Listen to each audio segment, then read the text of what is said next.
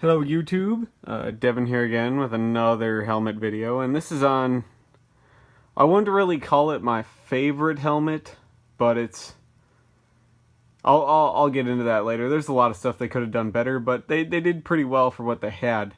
But this is a Portuguese helmet, if you couldn't tell by the flag here. I am a huge fan of Portugal. They had the longest reigning empire in world history. You know, everyone thinks it's the British or the French, or however you want to look at it. But historically wise, as far as we have documentation, the Portuguese Empire went from 1415 to 2002 without any interruptions. So one single, continuous, under one flag empire. So they have the longest serving empire in history, and this is their longest serving helmet for the Portuguese military, and this is probably their most iconic helmet too.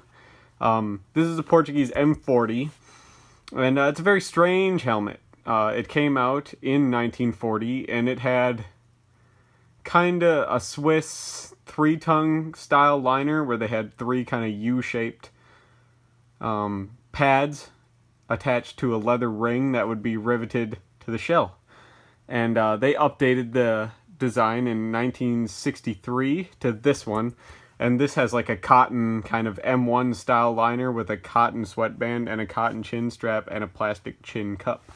But we'll get into that later. But first we're gonna look at the outside of this helmet, because it's very strange compared to a lot of helmets from the time, or even really any time, in the fact that it's all one piece. The rivets and the air vents are part of the shell. They're not put on afterwards. They're all one piece. And the steel has this weird kind of set of rings in it. I don't know if you could see that in the light there, but there's little ridges in the steel, little rings all the way around the helmet.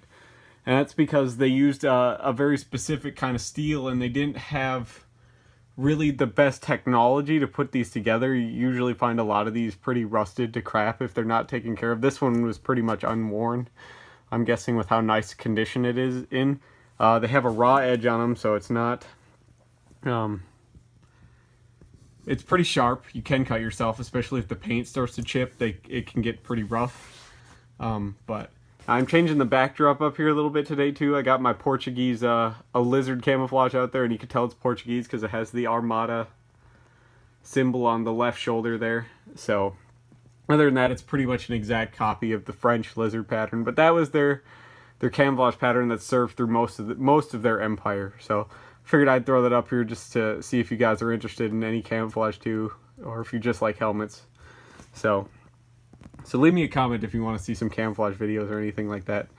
But we'll take a look at the inside of this helmet, and as you can see, the inside of this helmet looks pretty gross compared to a lot of other helmets, but that's just because it's old, alright? It's not worn or anything. This is just really old. It's this kind of olive colored herringbone cotton is all it is, and then the chin strap is just your normal kind of basket weave cotton, and it's held in with slider buckles and Velcro, and it's triple bailed. It has two sets of bails on either side, so that's how the tension is held. You route it through both buckles and you attach it with Velcro. The back one is only one single bail, so, and it's a pretty stable helmet as far as it goes. The chin cup has the original gross pad in it, foam pad. And you could see where the old liner sat in the helmet because there's this band of rust around the inside. So this is one that was definitely updated. So they didn't really make a whole lot of new ones. But the liner is held in place with a series of rivets. These little prongs would be bent over these A-washer type things to hold in the suspension system. Now, all the little chin strap pieces and everything are pinch welded on there, as you can see by these little divots in the outer part of the shell. There's the back one. It's usually a set of 3, but sometimes it's not uncommon to see 4 or 5 little divots just to make sure it's on there really good. It's adjusted with a drawstring at the top like most M1s, and it has the typical V-style, 3 sets of V-style webbing, typical of helmets from pre-70s. So, but a lot of the parts are utilizing, the shell is steel, but a lot of the other parts tend to be made out of brass or aluminum for corrosion resistance and utilitarianism. So they lasted a long time. And this helmet, in one form or another, served Portugal from 1940. So like the beginning of World War II, even though they didn't participate in World War II, but from like the beginning of World War II until around 2000, when these were phased out by like a Pasgat style of helmet. So this is one of the longest serving combat helmets in history, with one of the longest empires in history. Well, the longest empire in history. So, but I figured I'd show you guys. This is one of my favorite helmets historically wise, because I absolutely love Portugal. It's a very underestimated country. A lot of stuff people don't understand about Portugal is that they were one of the pioneers of reason why they have one of the oldest and one of the longest serving empires is because they were really the first ones to figure out oceanic navigation. A lot of people think that, you know, Christopher Columbus, when he went to go discover America, he went to France and England and Spain, and they all turned him down. He was asking for funds to go do all this stuff. It's actually Portugal that funded his expedition to the New World. So, and Portuguese is very often overlooked, even though it's such a major player on today's stage. Actually, like 1/6 of the planet speaks Portugal as far as landmass goes. Speaks Portuguese as far as landmass goes. Most of that is because of Brazil, because Brazil is giant. But it's like the 6th most common language spoken in the world, actually, is Portuguese. So for a country so small, it's had such a large impact on the world. And this is the most iconic helmet from that country that perpetuated that influence. Now, Portuguese Empire ended in 2002 when they signed over East Timor to be independent. And before that, it was the port city of Macau in mainland China. They signed that over in 1999. So way longer than the British Empire and everything like that. And it's often overlooked. Portugal tends to have, they didn't have any mass atrocities happen in any of their colonies. Their colonies weren't the biggest, but they ended up having one of the largest economic, they were one of the largest economic powerhouses in the world at the time of, you know, the French Empire, the British Empire, the Dutch Empire, and the Portuguese Empire were really the 4 largest empires in the world for the longest time.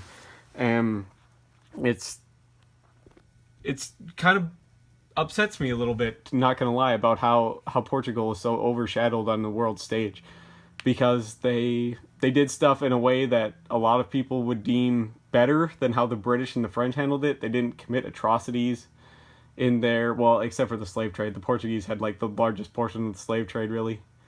But I'm not going to get into the whole thing about blah blah blah blah blah about how bad the slave trade was and who really caused it, because we could argue forever in the comments about who really caused it and who really perpetuated it and who caused it to spread and all that other jazz.